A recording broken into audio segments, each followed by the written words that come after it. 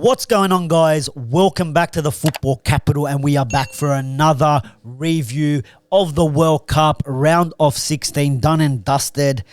Still a few more upsets. What a World Cup it has been. Qatar 2022. Yeah, a lot of politics before the tournament, but in my opinion, one of the best tournaments so far in terms of World Cup, Euros, Copa Americas. This tournament has pulled off a lot of upsets, a lot of fantastic goals, and a lot of fantastic games. But let's get straight into it. The round of 16. You all kicked off with the Netherlands up against the USA. Now, the Netherlands, to be honest, they're a team that's going a little bit under the radar. No one has...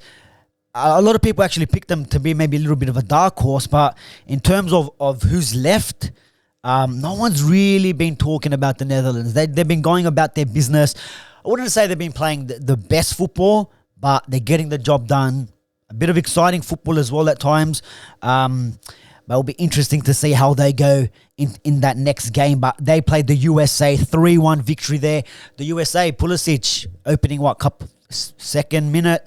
third minute in, could have grabbed himself a goal, opened up the scoreline for the Americans, but it wasn't to be.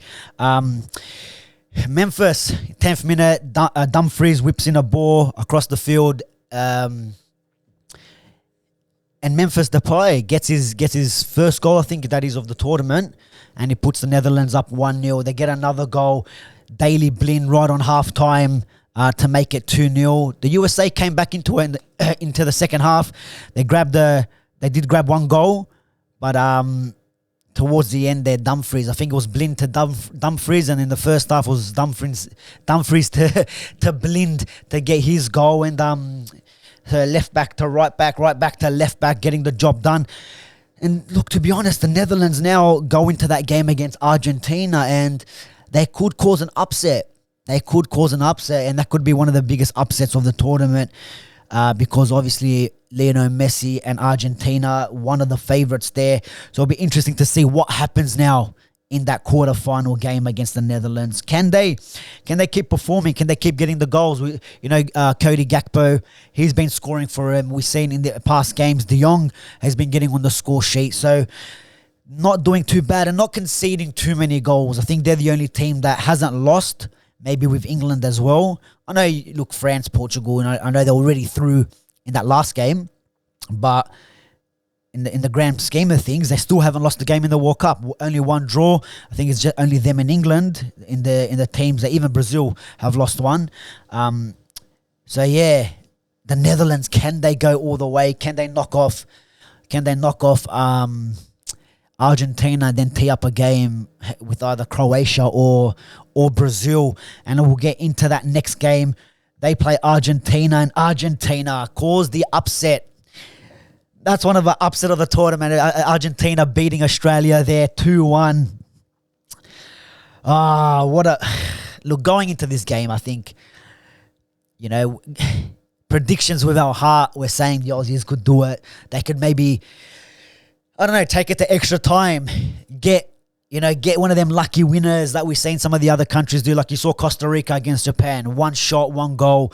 We saw the Saudis do it to Argentina, so we thought maybe, just maybe, they can do it to Argentina as well. And to be fair, got to give credit to the boys. They didn't capitulate. They didn't let the moment. They didn't let the moment of Messi and Argentina and everything that was riding, and all the negativity riding on the Socceroos going into this game. They didn't let that affect their performance, and I think they stepped it up. I think they got better, in my opinion, as the tournament went on. And unfortunately, we stumbled against Argentina. But look, Messi gets the goal, great link up there. They win the ball back, and this is what happens. You can't give one of the best players in the world any sort of space. They play a few 1-2 touches. He puts it in the back of the net. Maybe Ryan could have done better, but then I think it was just too quick, maybe too hard to see with all the legs. Maybe even before that, they could have done something to maybe stop Messi's run. And even that foul from Beige, I don't think it was really necessary. He's facing the goal line. Look, you can't look back at it now. It's all done and dusted, but just things like that come back to haunt you. So Messi gets that goal, and then in the second half, the Aussies kept pushing a little bit. We weren't creating too many chances, but Argentina weren't over. You know what I mean? Like maybe a few chances that they had maybe went over the bar, straight to Ryan, but nothing that you can say was a clear-cut opportunity. And then it was an error that we made ourselves. Ryan plays out from the back. He gets the ball passed back to him, and then, poor touch. Alvarez there to pounce on it, onto his loose touch, and just taps it into a open net, and 2-0 down. You thought, here we go. It was all over, we thought, kind of at that moment. But the boys didn't capitulate. They didn't let that moment affect the rest of the game, because I think there was still time in the game. There was still plenty of time. Let me see. Yeah, it's 57th minute. So we're looking about just a bit over half an hour plus that at a time to go in that game. So there was still a lot more time for Argentina to make that 3-4, but the boys stuck together, and getting that goal towards the end, Goodwin, yes, it took a deflection, I think, of Enzo Fernandez maybe, and I think they gave the own goal to Enzo Fernandez there, but didn't that just lift the Australians? And I mean, you've seen all the scenes that were all over Australia, all the fan zones there. Everyone was out there early morning supporting the boys, which was good to see as well. But you thought, Bajic gets the ball, does a Messi run. What's going on here? Bajic doing that Messi run, and it kills me because Lissandro Lannister, my centre back, the best centre back in the league, decides that moment to make a block.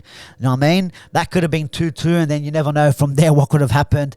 But then it wasn't over. With that, didn't let it, that miss. The boys regathered. We got the ball again, and towards the end, that ball was a good one that put the ball across. I can't remember. And it sits to Qual. Qual, nice touch, good turn. And you're like, oh no. Thinking about it now, just like, fuck me dead. If that just hit the back of the net and made it 2-2, and then there would have been scenes all over Australia. But it wasn't to be. Emi Martinez makes himself big, just touches him. Do you know what I mean? You can call it lucky, but he gets a forearm onto it, and the ball bounces, right into his arms, falls right for the Argentinians. And, essentially they go through now. Australia get knocked out, but credit to the boys, to be honest. I do think it's a little bit papering over the cracks in terms of the football in the country and where the Socceroos and what the next step is for the Socceroos. But overall, if we look at some of the positives, they scored in every single game. You know what I mean? We didn't play. Even Tunisia is not a bad team, to be honest, right? But we played France, the world champions. Yes, we got touched up, but we scored a goal. We actually got the first goal as well. So going into that Denmark game, even Tunisia, 1-0, 2 clean sheets, something that the Socceroos haven't done before. Winning 2 games at a World Cup, something that they haven't done before. Scoring in open play for how long? Maybe was it 2010, 2014, maybe 2014 that was that Tim Cahill goal, I think. So you tick that one off the list, and then and then obviously scoring in the round of 16, again something that obviously hasn't been done before as well. So it was good to see they put in a fight. Still a lot of work to do now. Still a lot of work to do. There's talks about Arnie getting another deal, another 5-year deal, I think it might be, which takes him again to the next World Cup, Asia Cup there as well in the mix. So is that the right decision? I'm not too sure. Look, you got to give him credit for the backlash that he got throughout the qualifying campaign. Do you give him a bit of benefit of the doubt because due to COVID and all that, majority of the qualifiers weren't played in Australia. They were played all over the place, and then they've come back, and then it was just, and I guess everyone cops the same thing, right? But just the style of football, the game, the last couple of games against Saudi Arabia and Japan. Do you know what I mean? We're supposed to be competing with these teams, or even like topping the tables, not struggling through and then going on to 2 playoffs to try and make a World Cup. So that's the difference. And if you look at the Asian teams that were in this World Cup, I think, a lot more technical, a lot more organised than the Socceroos, and we really need to have a look at them and be like, why have we fallen so far in terms of, the style of football, the way we've been playing, which is a bit disappointing. And that's what I saw against Denmark and Tunisia a little bit as well. Tunisia more so than the Denmark game. Just the awareness, the touches on the ball. It's just like, it feels like there is no system. Like, what are we playing? Is it just hit and hope? Is it Melbourne Cup football? Just pump it long, let the boys run up the line, and then whip a cross in. I mean, we don't got Tim Cahill. We don't even got Kennedy to knock in a header. There's the Viduka. Like, these players are gone.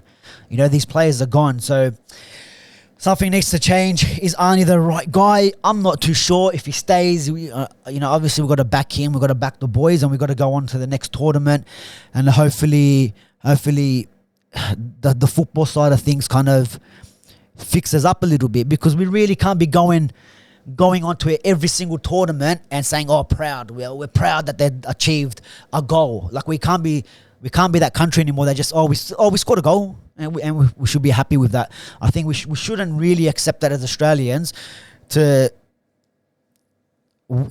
get a clean sheet. We're celebrating a clean sheet. Do you know what I mean? We're going into a game against Denmark thinking, if we draw, no. Like, we should be going in and say, yeah, it's a walk in the park. And I know Denmark's a good side, and they proved that through past tournaments and the quality of the players they got.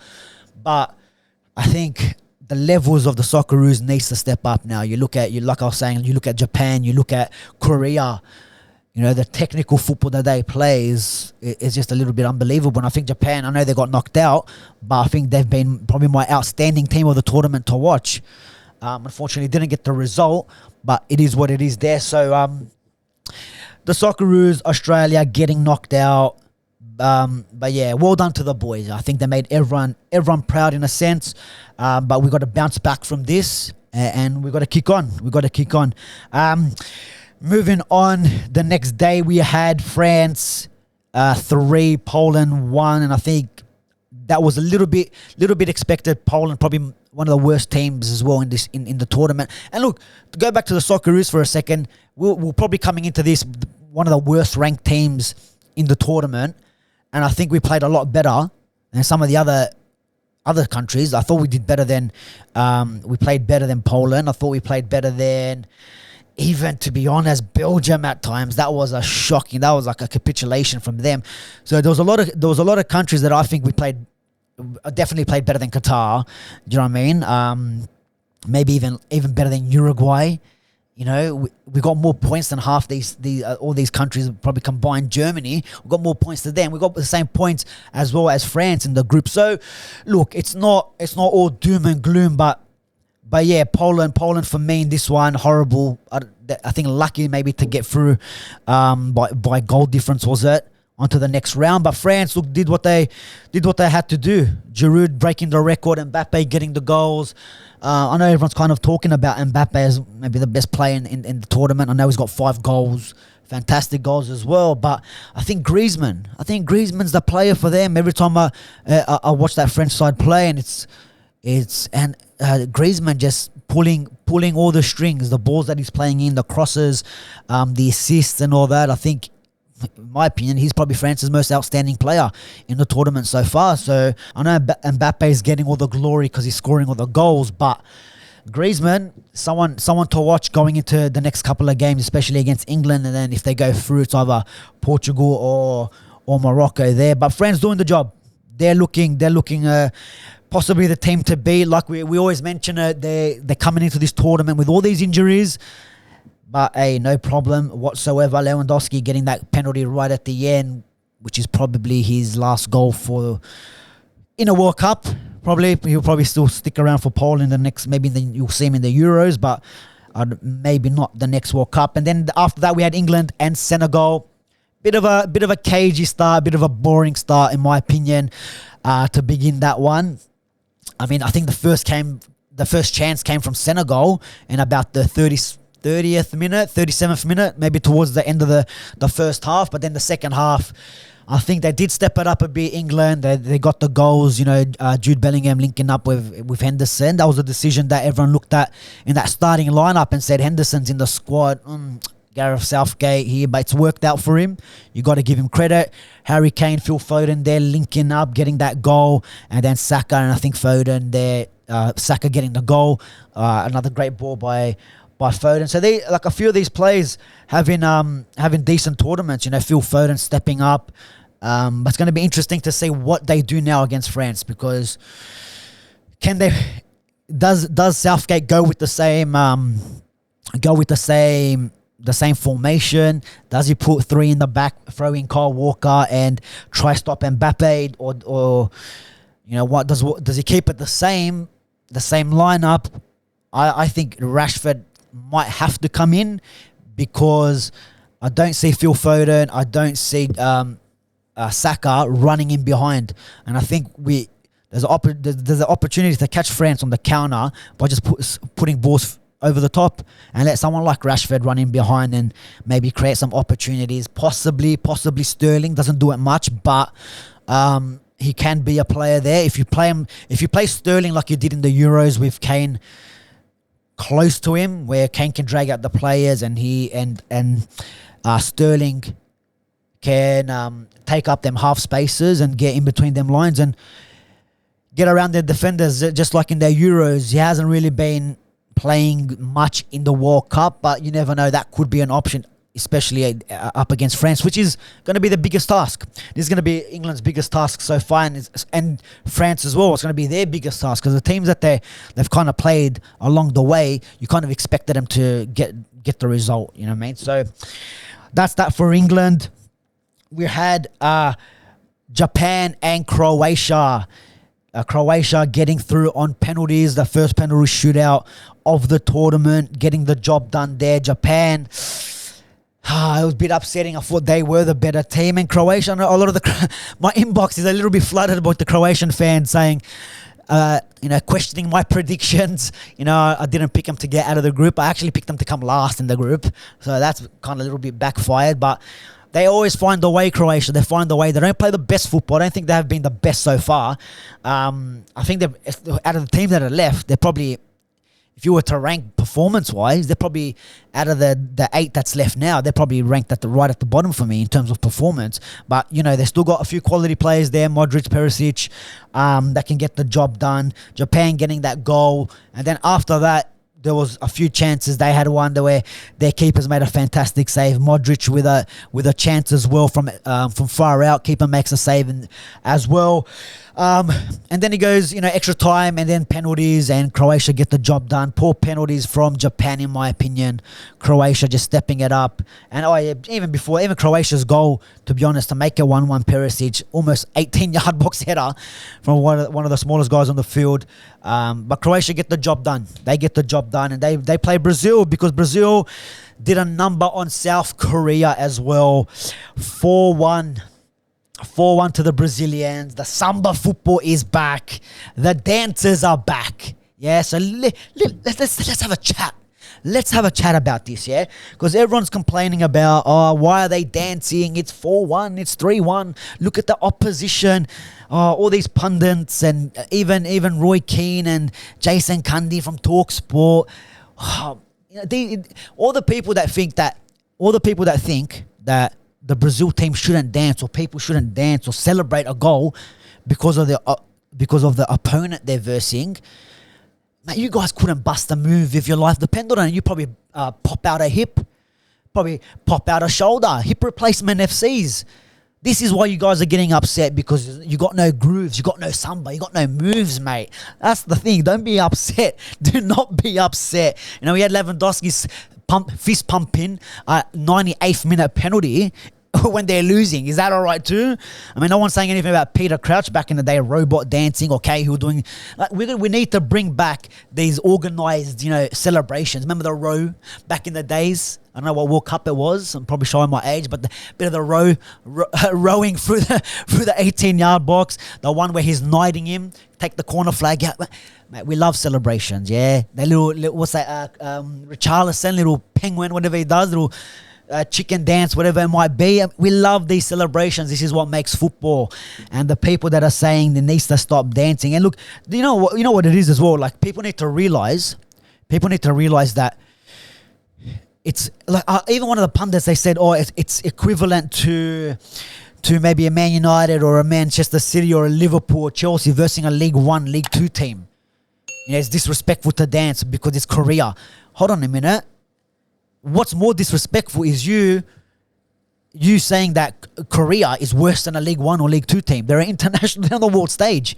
And you're saying that it's like scoring Man United playing whoever from League One and you're celebrating. Well, that's a bit more disrespectful to say that Korea is that bad of a team, which they're not. You know what I'm saying? And you got to realize, like even the last World Cup, we saw Jesse Lingard, I think against Tunisia, it was like 6-1. He scored a 6 goal. Cracker, whipped it in, and he done his celebration, done a bit of a dance. Like these people need to look at it as this could be their only goal in the World Cup ever in their career. Their first and only goal. Not a lot of people get to score many goals on. There's not many of these players might not have the opportunity to play another World Cup again. They're not looking at it as, it's 4-1, let's dance. They're looking at it as they scored a World Cup goal. That's what I look at it as. They scored a World Cup goal. There's not a lot of the greats. There's a lot of the greats can't even say that they've scored a World Cup goal. Like you look at Haaland, plays for Norway.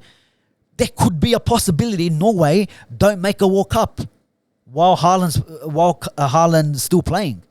You know what I mean? He doesn't make a World Cup, which means what? He doesn't score. And you got players like Lingard having more World Cup goals than Haaland. Do you know what I'm saying? And it's like, let them celebrate. It's a World Cup. Yeah, it's not. I'm pretty sure if it's 4-1 against Fulham and they score in the league, then no one's really gonna celebrate. No one's really gonna celebrate Real Sociedad. You know what I mean? Everyone gives stick to like Vinicius Junior and all that for dancing again when he scores for Madrid. Give it a rest, man. Give it a rest. This is the thing. You guys can't bust a move. You might pop out a hip and you're upset. Don't be upset. Embrace it. But Barcelona, that goal that Richarlison scored as well, that's what we want to see. That's something worth dancing for.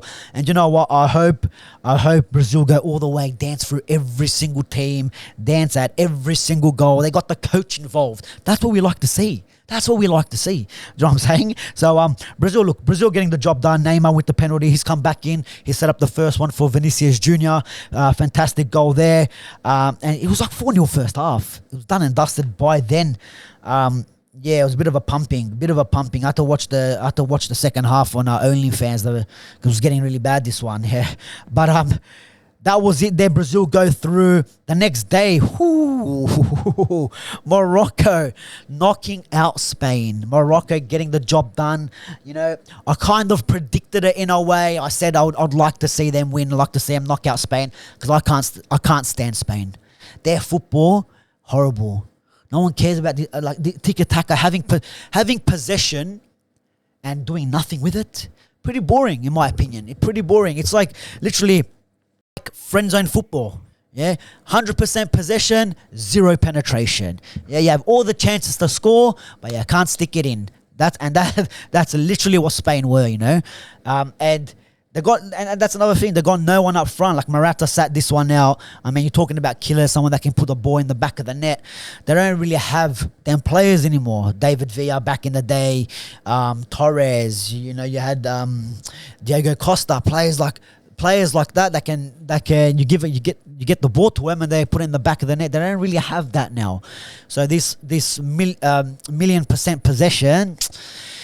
Yeah, I don't know about this Spain. I'm not too sure. Bit boring, but they get the job done on penalties. Hakimi with a bit of a Panenka pen to send Spain crashing out of the World Cup, and they're gonna face Portugal. No Ronaldo, no problem.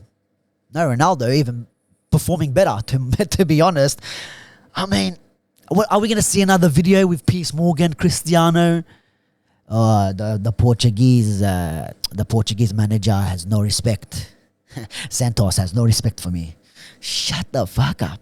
You love to see it, bro. You love to see it. Ramos comes in, bags a hat-trick. Ronaldo watching from the sideline, 0 smiles from him, not even happy for his teammates. But they get the job done. What a performance. Probably one of the best performances by any country in this tournament so far. Fantastic goals, fantastic finishes, just a football in general. I mean, you got the Man United boys shining in this, which is good to see. But yeah, look, Ronaldo, Ronaldo, that Portuguese Elvis Presley on the bench, making his hair slicked, his there like that. Man, you love to see it. Doesn't he realize that you're done and dusted? Time for you to move on. Or just take a seat on the bench. Be happy for your teammates. Be happy for the boys. And whenever you can offer something, you came on. You were 4 meters offside. 4 meters offside for your goal. Mate, you don't got the... And he still caught up with you. He still caught up with you. So if you were onside, then you had no chance. Ronaldo needs to realise, needs to stop being in denial that the time is up. That time is up for him. And he needs to... I wouldn't say pack it up completely, but know your role in the team. Yeah, come on when they need you. You know what I mean? 10 minutes here, 5 minutes there, and without having a sook, without having a whinge, without having your sister on social media, having a cry. I swear, I think everyone needs to see a doctor in your family, bro. You yourself, whoever else wants to complain, the Ronaldo fanboys, all of these guys need to see a doctor about this guy. He's done. That's it. Like the other day, he comes out in the interview, he's like, oh, I don't chase records chase me. But then he's there crying on national TV trying to claim a goal to break a record. So this guy on the bench, mate, on the bench, a Portuguese chest press there. But Portugal go through, and I'm telling you, if Ronaldo doesn't play in the next game, they could cruise past Morocco as well. And if Ronaldo does play, I don't know, maybe that... okay, they probably still might get past Morocco, but then it could be France or England in the next round, and then I'm not too sure. I think they were a lot more fluent, a lot more direct. The speed of the play was a lot more quicker. When Ronaldo's there, everyone has to cater for him. You're kind of dragging him along through the wins or losses. He played every single game in the group stages. He's only scored 1 pen. Like I said, so far, I've been correct. He was only going to score 1 goal this tournament, and it will only be a penalty. So far, so good. But guys, let me know, who do you predict in the next couple of games? Netherlands, Argentina. We had Brazil, Croatia, England, France, Morocco and Portugal there. Let me know your predictions in the comments. Let me know who you think is going to the semi-finals. And guys, like, share, subscribe, and I'll catch you on the next one. Take it easy.